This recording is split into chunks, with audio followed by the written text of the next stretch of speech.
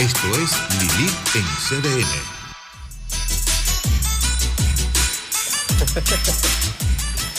Oigan bien, que sin ese bailecito el programa no se da bien, que ya yo lo tengo comprobado. Cuando no hay bailecito, algo pasa. Entonces, cuando hago el bailecito, ya, eso sabe, que eso va a fluir.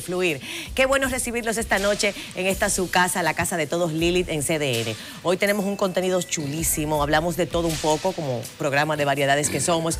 Entramos primero a la política económica de Trump, bueno, confusa, como Confucio, ya lo veremos en compañía de los mejores, pero también hablaremos de las endorfinas y su importancia en el cerebro, con la coach Gina Piantini. Y por si fuera poco, vamos a hablar también de vamos a hacer aquí en vivo, que se sepa, la primera lección de coding, cómo aprender a programar. Vamos a perderle el miedo en compañía de Adriana Selman. Entrando en este primer bloque, déjenme de una vez introducir a estos economonstruos que ya usted quiere y conoce. Aquí a mi derecha, José Alfredo Guerrero, y a la izquierda, Rafael Espinal, quien también, como ustedes saben, es el profe. Yo le he dicho así porque ese es el coordinador de los monstruos del INTEC en materia de economía.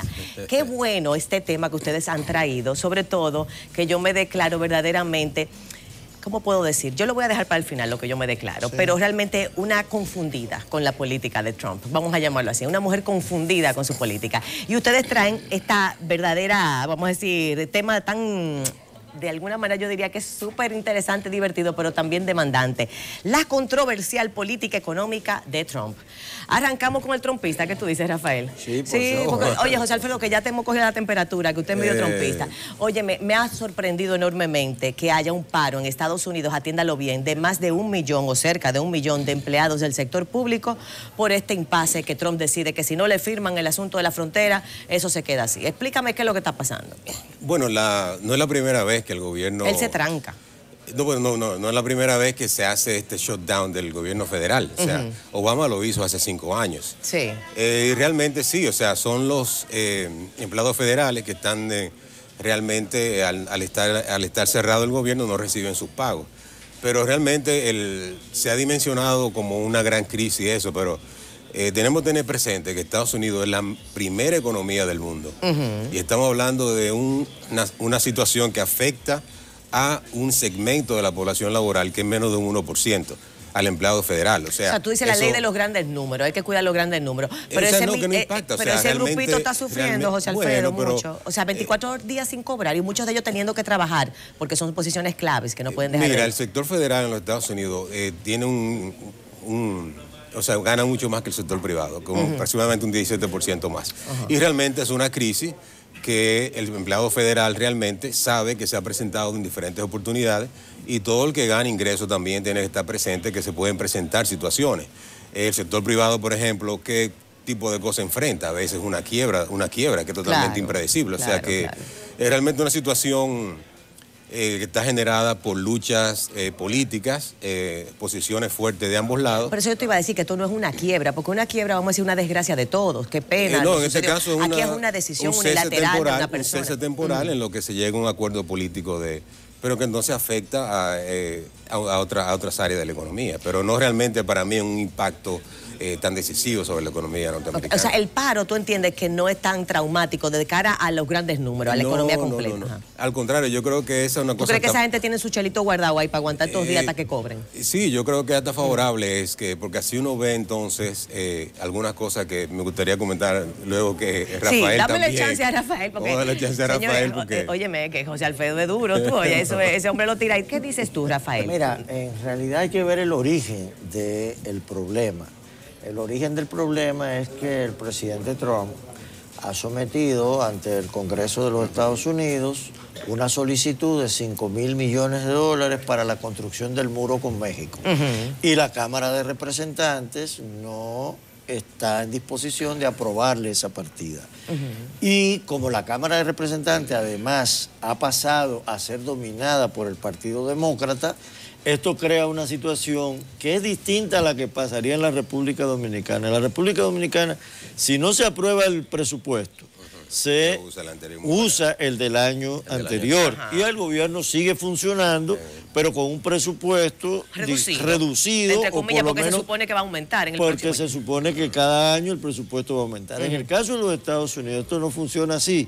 Si el Congreso no aprueba el presupuesto, el gobierno federal carece de los fondos para pagar sus actividades y se les reduce mucho su posibilidad de ejercer. No tienen liquidez, vamos a decir. No tiene liquidez. ¿Y qué ocurre? Es un mecanismo de presión del Congreso para limitar las posibilidades de Trump en lo que es, digamos, su propuesta emblemática, que es la construcción del muro con México.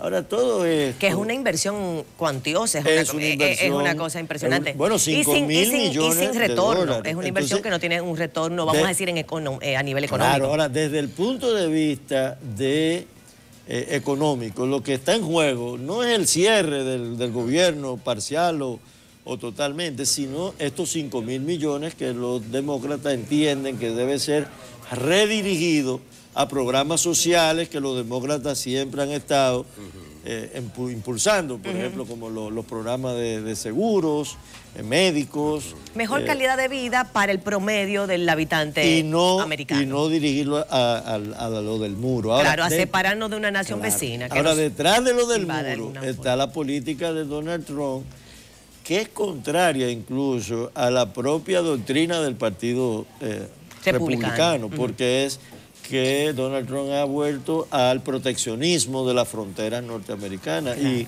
justamente esto es lo contradictorio, que eso es más una política demócrata que una política republicana. Los republicanos siempre han propiciado por la apertura, por los acuerdos de libre comercio, y Trump tiene una posición de que toda esta apertura lo que ha generado es una situación de muchos desempleos en los Estados Unidos, de crisis.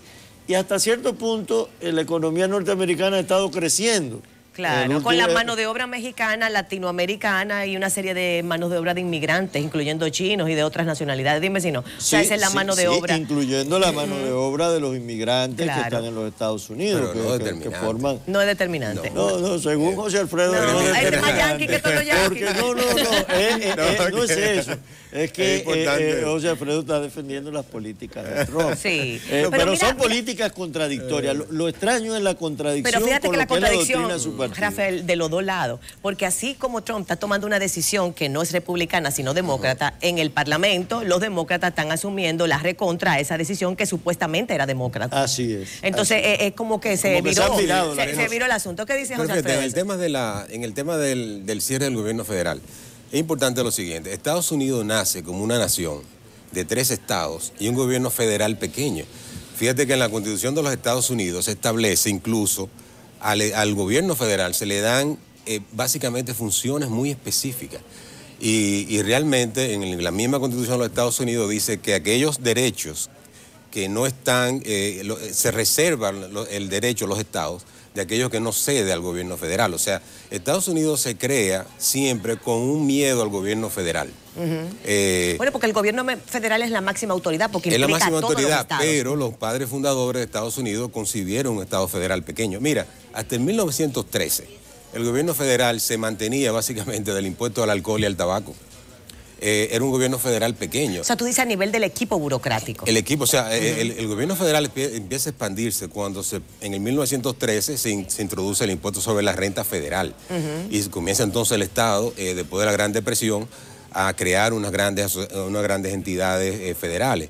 Pero, por ejemplo, el shutdown del gobierno, lo que es interesante, porque permite entonces dar cuenta de muchas cosas que le tiene el gobierno federal que debería salir de ella. Por ejemplo, el gobierno federal tiene muchos parques nacionales. ¿Y qué hace el gobierno federal con parques nacionales? O sea, el gobierno está en Washington, el gobierno federal. O sea, ¿qué hace con parques en regiones de Estados Unidos muy lejos de Washington? De hecho, se ha dado el caso de... ¿Y no era para garantizar que esa zona sea conservada como parque? Pero lo pueden hacer los estados. Eso fue un tema de que el Estado federal adquirió esas tierras y entonces las puso bajo su control. Y así hay muchas cosas que el gobierno federal tiene, por ejemplo, que han nacido de crisis. Por ejemplo, ahora mismo el gobierno federal está cerrado, ¿no? Pero después del 2011, después de la Torre Gemela, fue que la autoridad federal controló federalmente la seguridad de los aeropuertos. Claro, y fue un cambio radical en y el entonces modo de un viajar cierre del de todo gobierno el mundo. federal ahora por un tema político, y entonces fíjate cómo te ponen en peligro una situación de un control federal de los aeropuertos. O sea que, en definitiva, yo creo que la crisis es buena porque entonces así se puede permitir ver dónde están los huecos que hay que llenar. y donde el público norteamericano puede ver, por ejemplo, que, bueno, aquí no necesitamos el gobierno federal, o sea, se puede ver entonces ahí eliminar muchas cosas. En Estados Unidos... Pero mire, el FBI es federal. Sí, pero este tipo de entidades, por ejemplo, siempre van a estar, o sea... Sí, porque son de seguridad colectiva. El FBI es federal, usar pero en información. Estados Unidos, hasta principios del siglo XX, existían compañías de seguridad privada. ¿Tú sabes quién fue que agarró a Billy the Kid? No. Una compañía de seguridad privada. Sí, o sea que eso o sea viene que el de sector viejo, privado claro. puede asumir muchas de esas cosas que ahora están en crisis en el gobierno federal. Pero tú sabes que tú dices el sector privado, pero es que el sector privado también tiene una carga impositiva aquí en Pekín y donde sea, y muchas veces hay decisiones, por ejemplo, de esta índole que implican todos los estados de Estados Unidos, o sea, una decisión federal que debe ser tomada por un solo hombre, que es el presidente. O sea, el impasse está, volvemos al tema de la inversión enorme que hay que crear, que hay que invertir en esa muralla para separar Estados Unidos de ese, como si es la manzana de la discordia. Sí, ahí es que viene todo. Esa manzana de la ¿cuáles son discordia? vamos a analizar un poquito el muro? Sí. O sea, ¿cuáles son las implicaciones de ese muro? Primero, ¿cuánto se tendría que invertir?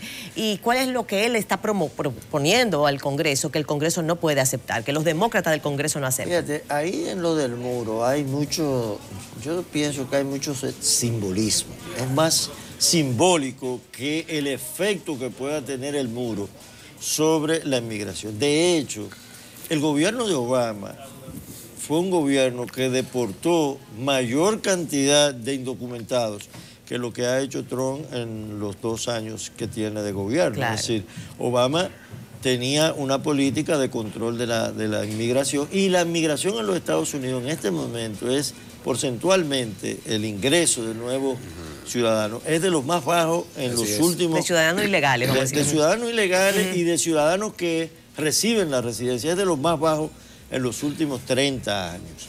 Okay. El problema del muro es simbólico porque fue una promesa de Trump.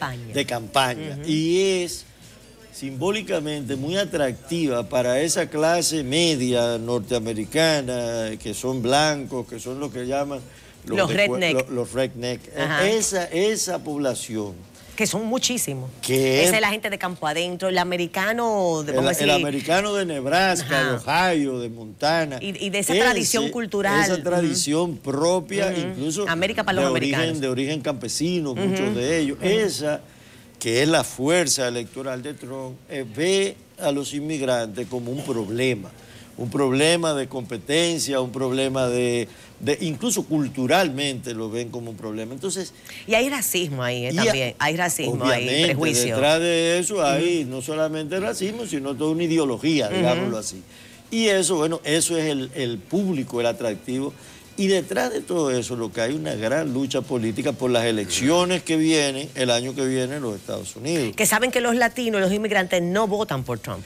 Y que ahora Trump quiere posicionar en su electorado las posiciones duras con las que él ganó las elecciones. Y los demócratas... Cumplir promesas para poder tener algo que enseñar. Y los demócratas están haciendo su propio demagogia también, tratando de aprovechar esta situación del impasse en el cierre del gobierno federal para tratar de acorralar, si se quiere, las políticas de Donald Trump. Entonces, detrás con una de todo, medida que no es propiamente dicho demócrata, que no es propiamente... Que no es propiamente demócrata. Eso es lo que yo le quería preguntar, José Alfredo, porque fíjate que a mí me parece tan interesante esta cacofonía, este cambio de baile, porque el demócrata, ¿por qué no es natural que el demócrata esté en contra de un muro? Porque uno diría, bueno, pero el demócrata lo que quiere son la gente de avanzada, de libertad. Uno ve a democracia como Obama, o sea, como un tipo abierto, un tipo sin muros. Sin embargo, los demócratas...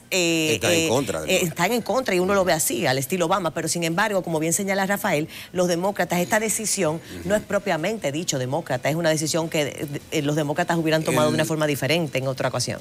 Bueno, yo coincido con el análisis que ha hecho Rafael, que es muy interesante, pero en el tema de o sea, realmente esto va a lo que decía Rafael. Los demócratas no quieren el muro precisamente porque es una política que es la base política que sostiene a los demócratas es latina. O sea, los latinos y los negros generalmente votan por los demócratas. Esa es la respuesta. Entonces, en el caso de los latinos, las ciudades por Los Ángeles, esas ciudades que son, que le llaman ciudades santuarios porque reciben muchos inmigrantes y asimilan muchos inmigrantes, esas son la gente que votan entonces por los congresistas. La política es básicamente local y ahí el congresista que va ahí lo que está pensando es en su reelección y en su masa de votantes. Si yo estoy en un distrito donde la masa de votantes es latina, lógicamente un muro yo no lo puedo aprobar. Entonces se ha metido ese debate en el Congreso por posiciones de esa naturaleza que entonces afecta o sea, crea esta situación del cierre temporal del gobierno. Que tiene un impacto económico. Que son posiciones que yo no sé, o sea, porque Donald Trump juega bastante duro. Estábamos comentando fuera de lo que pasó con Nancy Pelosi. Claro. Realmente él como comandante de en esas jefe. Vacaciones, no, pero es que Trump Bueno, pero él es el comandante en jefe de los aviones militares. Fíjate que en la comunicación él le dice, si usted quiere irse de vacaciones, ahí se pasó. Pero ella se iba para Afganistán a trabajar, la mujer, señores. Pero él le puso que en vez de irse de vacaciones se quede para contribuir al impasse. Que me parece una posición sensata, porque tú te vas en medio de una crisis de un gobierno federal cerrado. Yo creo que ahí Trump hasta gana. Prioridad, hay que primero o sea, apagar le dice, el fuego lamentablemente tenemos... Pero también es una respuesta de Trump a lo que ella le planteó de que el discurso que él tiene que pronunciar el día 29 ante la nación sea pospuesto por el cierre del gobierno. Entonces, bueno, Trump reacciona cancelando el viaje o cancelando el avión militar que debía llevarla a Afganistán. Es una lucha política. No, porque también su forma de gerencia, para no decir de liderazgo, es ese estilo dictatorial, determinado, muy de órdenes, muy de... Que es un estilo empresarial, porque él aprieta para negociar. Lo que pasa es que la política y el ámbito corporativo son códigos diferentes. Esos son dos universos paralelos, son diferentes. Mira, en el tema del muro, por ejemplo, acuérdate que Trump salió de este asunto del rollo del pacto migratorio, salió mucho antes de que saliera República Dominicana y los países que rechazaron el pacto. Trump fue muy contundente con eso, o sea, porque él es consistente con el tema, como decía Rafael, con su campaña, o sea, esa promesa que él hizo. Él prometió política dura en migración, le dijo a la ONU, olvídense del pacto migratorio, yo no voy a estar en eso. Y siguen eso. O sea, ¿qué dice Rafael de esto? ¿Cuál es la implicación económica a este tipo de decisiones, a esta posición en el Parlamento, a esta situación, este tranque con Trump y a este paro también, que aunque José Alfredo dice que es un 1%, ok, no son muchos, pero es casi 1 millón de gente parada hace 24 días sin recibir un chele en su casa? Yo creo que eso... Le van a pagar retroactivo. Eventualmente, pero mientras tanto, vete a hacer... Yo te voy a decir eso a ti. Te vamos a pagar en diciembre todo tu trabajo, a ver si te va a gustar. Mira, eso no tiene un impacto, digamos, yo coincido con José Alfredo, eso no tiene un impacto sobre la economía norteamericana en su conjunto. En general. Eso tiene un impacto sobre esas 800.000, 1 millón de personas que se ven afectadas y que, bueno, tienen que recurrir a actividades extra laborales para poder subsistir durante este periodo, o endeudarse, o usar su ahorro, claro, o reventar la tarjeta de crédito. Claro, pero, es lo que le pagan, porque como bien dice José Alfredo, el pago viene. Pero detrás de eso sí se esconde, detrás de todo esto, un tema de política económica importante que se está discutiendo en el seno de los Estados Unidos. Por ejemplo, la política de renegociar los tratados comerciales. Acaba de renegociarse el NAFTA con una condicionante que puso Donald Trump, es que cualquiera de los países, sea Canadá o México, que haga relaciones con una economía que no sea una economía de mercado, el acuerdo se cae y tiene que salirse de eso es dirigido a China, es decir, hay una guerra comercial con China y eso sí. Sin embargo, ellos tienen relaciones con China, Estados Unidos y China tienen relaciones. Tienen relaciones diplomáticas, pero hay una guerra comercial que está en tregua en este momento por acuerdos de Trump con el presidente chino. Claro. Pero eso, de alguna manera, va a cambiar la estructura económica a nivel mundial, porque eso sí va a tener repercusiones mundiales sobre el comercio e incluso sobre el destino de organizaciones como la Organización Mundial del Comercio, que habla de la liberalización del comercio. Yo pienso que esa parte de las posiciones de Donald Trump son las que van a estar haciendo efectos económicos y no solo en los Estados Unidos, sino a nivel mundial. Obviamente es una potencia. Para cerrar, ¿usted cree que vaya Trump en las próximas elecciones, que haya una posibilidad de que haya una reelección de Trump en Estados Unidos? ¿Qué dice José Alfredo? Sí, va a reelección y va a ganar. Y va a ganar, tú dices que sí. ¿Y qué tú dices, Rafael? Bueno, todavía faltan 2 años. 2 años. Ey, Rafael está hablando más políticamente, porque eso es lo que dicen los políticos. En 2 semanas cambia todo. Lo que le diría, si la economía norteamericana sigue bien, Donald Trump se reelige. Ahora, si hay problemas en la economía norteamericana y sube la tasa de desempleo, entonces sí pudiera haber, porque los demócratas no tienen un líder. No tienen un líder. Y Trump es un líder. Sí. Controversial, pero un líder. Sí, es un hombre que manda y que sabe mandar. Y se entrenó para eso. Señores, así nos despedimos. Muchísimas gracias a José Alfredo Guerrero, mi trompista favorito, y a Rafael Espinal, que es relajando, que él no es trompista nada. Es lo que es un hombre, tú sabes, equilibrado. Nos vamos a una pausa y volvemos, ya usted sabe, agarrarnos bien de la silla a ver qué es lo que va a pasar. Pero mientras tanto, ojalá y que el muro no vaya, porque eso es atraso. Lo dirían ustedes, que es atraso. ¿Qué tú dices, Rafael? No, el muro. Creo que es un exceso. Un exceso. No, el muro bien. Muro bien. ¡Ay, señor! Este es el mundo del Yin Yang. Vamos a una pausa y regresamos con Gina Piantini, Health Coach, para hablarnos de las endorfinas y lo que liberan en el cerebro.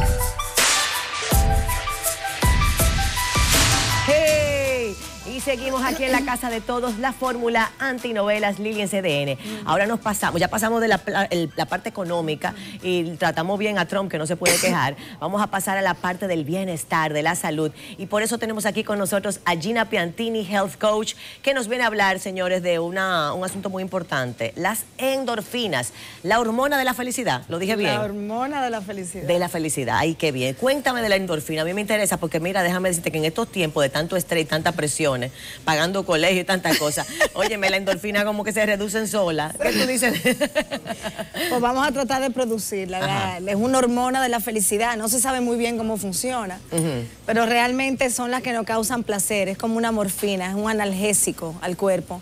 Cuando tú produces cosas de placer que te gustan en la vida. O sea, se libera cuando tú haces algo que te gusta. Algo que te gusta. De manera natural. Manera natural.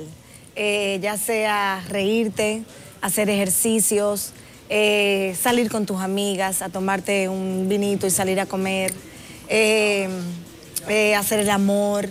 Eso sí que libera endorfina, Gina. Muchas cosas, o sea, hay muchas cosas. Y si no, buscar qué te gusta hacer y hacerlo. Y lo que tú encuentres que te da placer, te va a liberar esas endorfinas en el cerebro. ¿Por qué nos da tanto trabajo muchas veces liberar endorfinas? Porque yo veo que mucha gente, por más que quiere realmente sentirse feliz, se siente muy abrumado por los problemas, bueno, tenemos muchos problemas de estrés, literalmente. O sea, vivimos en una sociedad que nos sentimos a veces muy impotentes de todo lo que pasa en nuestra cotidianidad de vida.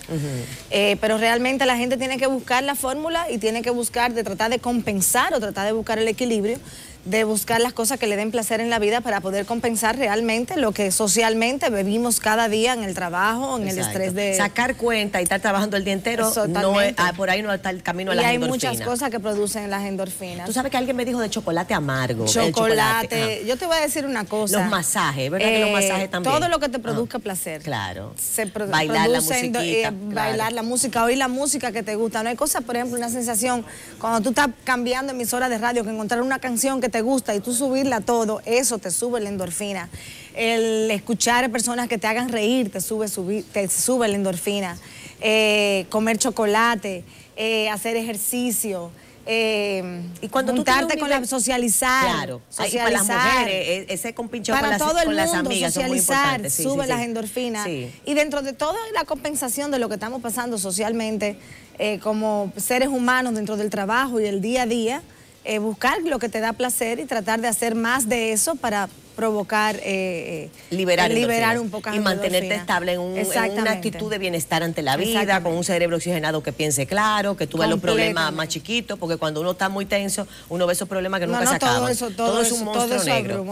Entonces, las endorfinas, ¿cómo funcionan desde el punto de vista físico? No se sabe muy bien, Ajá. pero se generan en el cerebro, salen por la pituitaria y el hipotálamo. Se sabe que ahí es que se segregan. Y de ahí todas esas sensaciones de bienestar que se producen en el cuerpo vienen producidas por las endorfinas. Y las endorfinas son simplemente hormonas producidas en el cerebro que tenemos que tratar de cultivarlas y de ver qué es lo que nos gusta y de generarlas. Tú sabes que yo siempre he dicho, ahora que tú mencionas eso, que el cuerpo humano es una máquina. O sea, uno está triste, uno tiene ese problema, el problema no se va a ir, el problema está ahí, la tristeza, quizás una pérdida de un trabajo, de un familiar, de una situación. La tristeza está ahí, pero como somos una máquina, podemos, a esos niveles de cortisol que se disparan con el estrés y todo eso, de alguna manera neutralizarlos al desarrollar otras hormonas, liberar otras hormonas que los neutralizan, que neutralizan ese estrés, ese cortisol, cuando uno está, señores, respirando agitado, que ni siquiera puede respirar profundo por el estrés, esto genera de alguna manera un balance. Las personas que liberan endorfinas continuamente tienen otra forma de conducirse también a nivel social, a nivel laboral. Son personas más positivas, son personas pueden más prácticas. Manejar mejor conflictos. Sí, son personas más positivas y prácticas, y eso es una práctica, eso es como todo hábito se cultiva, como toda condición que tú quieres cambiar como ser humano, de lo que hablamos en la última encuentro de nosotros de los hábitos, son cosas que se cultivan, son hábitos que se cultivan, donde tú quieres buscar una práctica de buscar endorfina y buscar la hormona del placer, de la felicidad y lograr poder tener ese equilibrio en tu vida, se cultiva en la práctica del día a día y tratando un día a la vez. Y vamos a pasar en eso, de un día a la vez, porque déjame decirte que eso es una parte que yo estoy luchando con este 2019, que voy a hacer ejercicio diario, que sí, pero entonces lo hago lunes, martes y miércoles, y ya el jueves no puedo. Empecé haciendo abdominales, Gina, acaba de levantar con Let's Get Loud de Jennifer López. Vamos a poner la regla del 5, 4, 3, 2, 1 de Mel Robbins. Eso tú me la vas a dar, pero me di cuenta de verdad, después de hacerlo, que es verdad que yo me sentía como más fuerte. O sea, yo tenía una actitud mejor, después de hacer mis 3 minutos de abdominales, que no fue nada, tampoco nada del otro mundo, pero me sentía mejor. Sin embargo, nos da trabajo la disciplina, el continuarlo. ¿Por qué? Bueno, parte de la parte de la constancia y la disciplina, y cuando tú te pones una meta de que tú quieres lograr algo. Tienes que tener esa determinación. ¿Qué es lo que dice Mel Robbins? Mel Robbins tiene una regla que me encanta. Ella es una super coach. Tiene una regla del 5, 4, 3, 2, 1. Tú ves cuando van a lanzar un cohete, 5, 4, 3, 2, 1, 10, 9, o tú te vas a tirar de un trampolín para una piscina, 1, 2 y 3. Ella tiene la regla que se llama 5, 4, 3, 2, 1. Y es en ese 1 tú dejar de procrastinar y hacer lo que tienes que hacer. Y yo realmente lo tenía en un espejo en mi habitación. 5, 4, 3, 2, 1. Lo tenía. Entonces, en la práctica no te quieres parar porque no quieres ir al gimnasio ese día, pero tú tenías esa hora que tú habías dispuesto para ir a hacer ejercicio, caminar por tu vecindario, lo que fuera, que eran las 7 de la mañana, 6 de la mañana. Sonó, pero tú no quieres. Y tú te quedas ahí, tú pones el snooze del teléfono, 5 minutos más. Yo creo que el snooze son como 4 minutos, ¿no? Yo no sé. Pero realmente la regla del 5, 4, 3, 2, 1 de Mel Robbins. Entonces uno lo tiene que decir en la cama ahí. 5, 4, 3, 2, 1 y me levanto. Y hasta en todo, hasta en todo. Es una regla que funciona. Y el que quiera curiosearlo en Google y le guste curiosear cosas de motivación, ella se llama Mel Robbins, una super coach. Y tiene esa regla y realmente funciona. Es el dejar de procrastinar y el ser más productivo. Y esa regla del lo voy a hacer 5, 4, 3, 2, 1, me paré, ¡pap! Lo hice. Funciona. Claro, que ya decidí que no me voy a dejar achicopalar por y esto. Entonces, para tú producir endorfinas y tú poder estar en la parte positiva de tu vida y querer hacer las cosas, hay que buscar, como yo te dije la última vez, mecanismos, hay que buscar motivación, hay que buscar en Google, en los Tech Talks, para romper esa inercia y decidir al 5, 4, 3, 2, 1 y verdaderamente levantarte. Exactamente. Hay que alimentar esa motivación interna. La motivación todo el tiempo. Gina, y hay demasiada información ahora para uno. No, de verdad que el que se quiere poner para eso, el que se quiere poner para uno y decidir motivarse y buscar información la encuentra. Lo que pasa es que verdaderamente somos a veces cómodos o nos sentimos cómodos en esa zona que se llama de confort, que no es nada confortable. Esa es una realidad. Y el 5, 4, 3, 2, 1 nos puede ayudar a determinar hacerlo. Me encanta esa regla. La endorfina, pregunto yo, Gina, si yo termino pasándome un buen tiempo con este estilo de vida que yo quiero tener y voy a hacer los abdominales y aparte de eso voy a bailar para seguir liberando endorfina y voy a atender muy bien a mi marido en la noche para seguir liberando endorfina y voy a comer chocolate negro. ¿Qué pasa entonces? Se acumula el nivel de endorfina, se vuelve uno cada vez, el bienestar vas convirtiendo un hábito positivo en tu vida. Realmente de meses, semanas, ya va a ser un hábito dentro de tu vida de cambiar ese pensamiento y ya lo vas a convertir en un hábito, va a ser un hábito nuevo en tu vida. O sea que, que vas a tener la endorfina todo el tiempo. Un estadio ya estable, estable de endorfina todo el tiempo positivo, exactamente. Qué bien. Pero bueno, se logra. Pues muy bien, señores, ya ustedes vieron todo lo que Gina nos puede enseñar de las endorfinas. ¿Se nos queda algo más, coach? Díganos a ver. Bueno, no, está todo dicho. Está todo dicho. Pues a liberar endorfinas, como señaló Gina, vamos a repetirlo, Gina, camine, corra, baile, dele cariño a su pareja.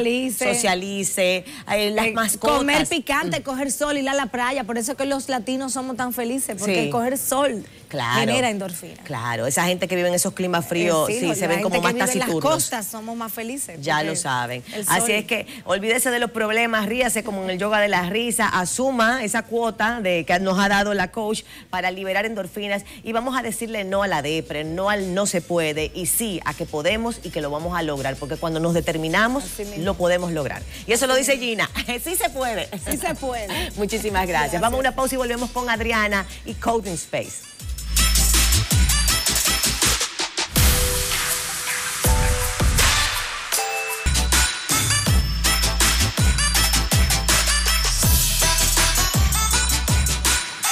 Señores, y estamos desafiándolo todo, la economía, la salud, bien desafiada, que se sepa, y también la tecnología, porque esto de aprender a codificar no es asunto ya del futuro, es un asunto del presente, y estas generaciones, los que no somos tan millennials, nos tenemos que montar en ese tren también. Por eso tenemos aquí a Adriana Selman de Coding Space, una experta en codificación, ¿cómo se diría eso? No, programación. En programación. Pero se dice también codificación. Se dice codificación también. Quien viene a decirnos, bueno, piérdanle el miedo generaciones anteriores al coding, que el coding es un asunto de todos y vino para quedarse. Y si nosotros no aprendemos a codificar y a programar las máquinas, terminaremos siendo realmente será dominados por ellas, digo yo. ¿Qué dice Adriana de eso? Muy filosófica, ¿eh? Sí, muy filosófica, pensando en los robots, pensando en el futuro, pero realmente a eso es que hay que pensar. Entonces, como ya hablamos la última vez que yo estuve aquí, para perderle ese miedo a lo que pensamos que viene, a la tecnología, todo eso, realmente lo que hay que es entenderlo. Y entenderlo no es tan complicado como la gente a veces piensa.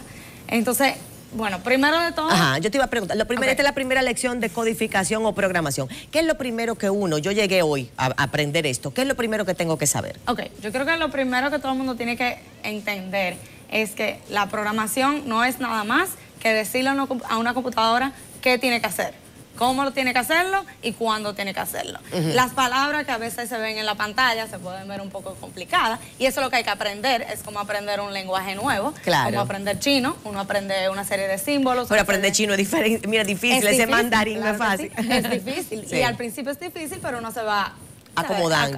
Uno se va como de alguna manera acostumbrando. Y de hecho también son pocas palabras, no es tampoco el diccionario de la Real Academia Española, que no vamos a aprender en coding. No, y tú puedes aprender desde lo más básico hasta lo más complejo. Es como que, bueno, yo aprendí suficiente chino, suficiente mandarín para poder ir a visitar, versus aprendí mandarín para hacer para hablar vivir allá y hacer negocio. Exacto. Entonces, hay niveles diferentes de programación. Exactamente, y se puede empezar con lo básico y uno puede ir avanzando sin problema, pero la gente como que a veces piensa como que yo no puedo ni llegar al básico. No, eso no es verdad. ¿Qué tanto sabemos de programming hoy en día en el diario vivir? Porque yo veo que todas las generaciones, los que no somos millennials, estamos usando redes sociales, también utilizamos muchísimos gadgets, aparatos electrónicos en nuestro diario vivir, que si la calculadora, que si en la PC, que si exacto. Hay mucho uso de la tecnología hoy en día. Y hay muchos... Pero no estamos programando. No estamos programando. No, nosotros no. Ajá. Pero lo que voy a decir es que cada cosa que tú mencionas, por ejemplo, un watch de eso, un iWatch, o un Android, o un iPhone, o una página web, o un robot, todo eso lleva un tipo de programación diferente. Entonces, depende de qué tú quieres programar, depende de cuál es tu propósito, tú puedes aprender un lenguaje diferente. Y los lenguajes de programación no son nada más que la forma que tú te comunicas con la computadora. Lo que tú le preguntas y lo que ella te responde. Es más como el protocolo. O sea, por ejemplo, si yo tengo un iPhone y yo sé que en el iPhone, si tú le das el circulito redondo, ¿qué hace el iPhone? El iPhone se prende. Si tú le das al botoncito del lado, ¿qué hace? Se apaga. Eso alguien lo tuvo que programar con un lenguaje que se llama Swift, a decirle que haga Aquí eso. haz Cuando tú le des este botón, que haga esto. Cuando le des a este botón, que haga tal cosa. Igual pasa con una página web. En una página web, digamos en Facebook, si tú le das al nombre del usuario, te lleva a ese perfil.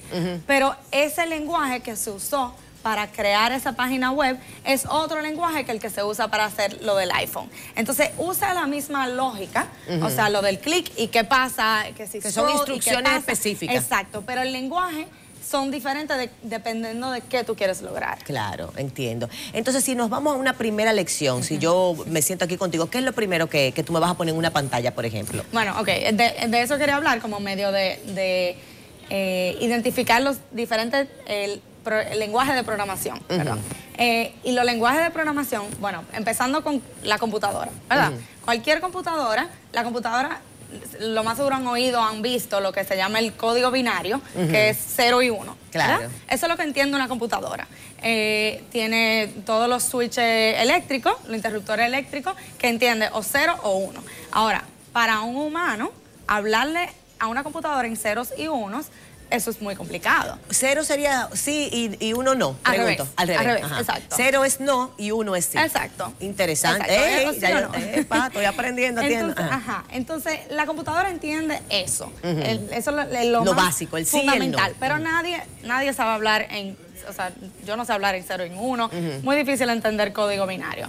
Pero, entonces, los lenguajes de programación, que hay muchos, JavaScript, HTML, CSS, Ruby, han habido, o sea, creo que miles en la historia. Esos lenguajes son, o sea, se pueden considerar como una traducción entre, por ejemplo, el español y el código binario. Claro. Ese es como el intermedio del humano y la computadora. Entonces, como mencioné, si por ejemplo yo... Que serían como aplicaciones diferentes, cada uno de esos... Cada lenguaje tiene una aplicación diferente. Exacto. Entonces, por ejemplo, voy a mencionar algunos de los lenguajes de programación, algunos de los tipos de desarrollo que se puede hacer. El más, digamos que el más conocido sería el desarrollo de página web. Cualquier página web, Facebook, claro. Bueno, no Instagram, pero Facebook, cualquier cosa online. Eso usa 3 lenguajes: HTML, CSS y JavaScript. Eso es lo que se llama el desarrollo de página web.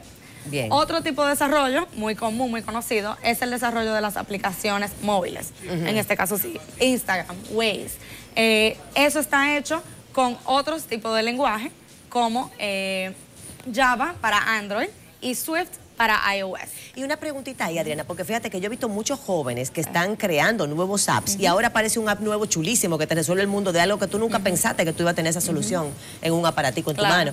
Entonces, hay muchos jóvenes programando apps y hay unos cuantos que se han hecho muy ricos con aplicaciones. Cuéntame un poquito de ese mundo de las aplicaciones, que yo veo tan activo. Las aplicaciones son una de las áreas más populares de aprender a programar, porque todo el mundo anda con un celular todo el día. Entonces, siempre los niños que van a mi clase, jóvenes, lo primero que me preguntan, ¿cuándo yo puedo hacer un app? Claro. Porque hay mucho interés de poder crear algo que el niño sabe que puede usar. Exacto. Otro tipo de programación es para crear juegos digitales, videojuegos, algo también muy, muy popular. O sea, la industria de videosjuegos en el mundo gigante. O sea, y millonaria, enorme, ahí hay dinero en cantidad, absolutamente. Mucho dinero, exactamente, entonces también se está haciendo muy popular. Eso usa otros lenguajes de programación, C++, PHP, son varios. ¿Un programador se sabe todos esos idiomas? ¿Es como si hablara todos esos idiomas? No necesariamente, para nada. Y muchos programadores se especializan en un área o en otro. O sea, puede haber uno que dice, no, yo soy programador solamente de aplicaciones móviles, o solamente de Java, o yo solamente hago juegos digitales. Pero lo importante es que si alguien aprende un lenguaje de programación, especialmente desde joven, ya se le hace mucho más fácil aprender cualquier otro, porque la lógica, la forma de pensar... Eso es como cuando tú cambias de celular. Quizás tú tienes un iPhone y lo pasaste a un Samsung o lo que sea. Al final tú le coges la seña al asunto. Entonces tú entiendes la lógica de cómo funciona la tecnología, cómo funciona las instrucciones y todo eso.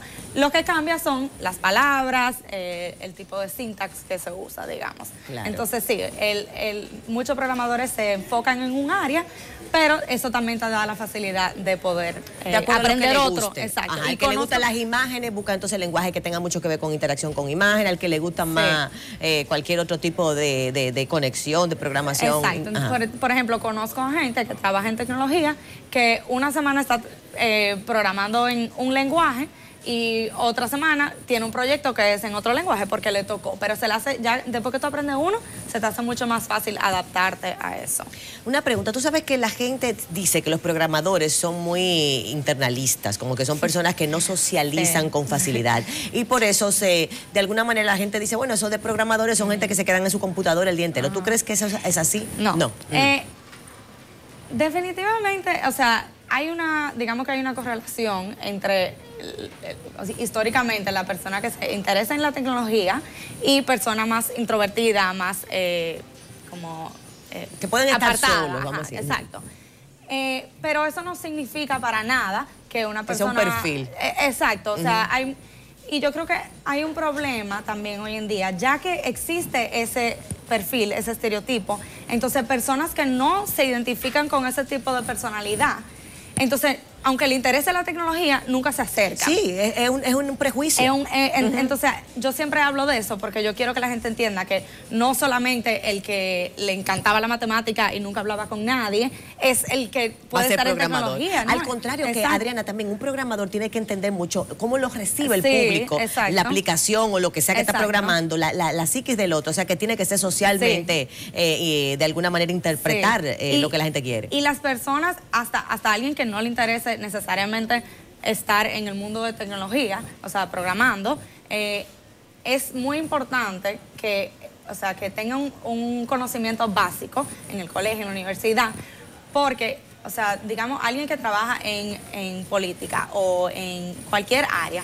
que quiera crear un cambio, pero no tiene el conocimiento de cómo uno puede crear una solución tecnológica con eso. Si esa persona tiene un conocimiento desde antes, esa persona entiende, bueno, ok, este tipo de aplicación se puede crear para esto, aunque no sea su especialidad. Claro. Solamente ese conocimiento te abre la posibilidad de... Ve la alternativa de la solución tecnológica. Que de no tener tú ese conocimiento, tú nunca ves la tecnología como solución y al final todos los problemas se están solucionando tecnológicamente. ¿Cómo podemos aprender? Los más personas incluimos en la tecnología lo más diversos los problemas que podemos resolver en el mundo. A través de la misma tecnología. ¿Cómo podemos aprender coding en RD, en República Dominicana? ¿Quiénes están enseñando a codificar, a programar? Hay muchas cosas. Bueno, de Coding Space, claro, que se sepa. Ajá. Nosotros damos clase para niños, ese es nuestro enfoque, pero también tenemos una clase para adultos que es de desarrollo, es introducción a desarrollo web, o sea, página web. Pero además de los Coding Space, lo primero que yo siempre recomiendo... En los colegios se está dando ahora. En algunos, sí, está creciendo poco a poco. Pero lo primero que yo siempre recomiendo es buscar online. Ok, ¿qué es lo que me interesa? Hay miles de videos, de cursos online. ¿Cómo tú lo buscas, Adriana, eso? Si tú lo quieres buscar, ¿cómo? Programación, coding. Programación, si lo quieren en español. Tutorial, programación. Exacto, tutorial. Programación solo, así ya. Sí, tutorial de programación. Pero lo primero que voy a mencionar es que...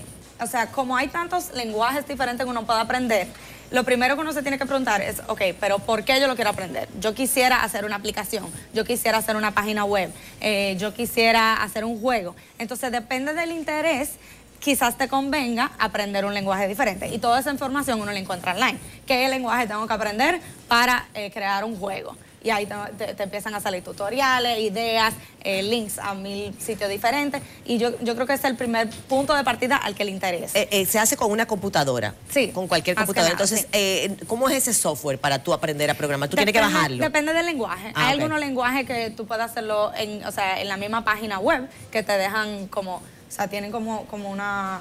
Te dejan programar y ver al mismo tiempo que tú estás programando. Cuando ya tú entras, por ejemplo, a ver si te está quedando bien. Sí, exacto.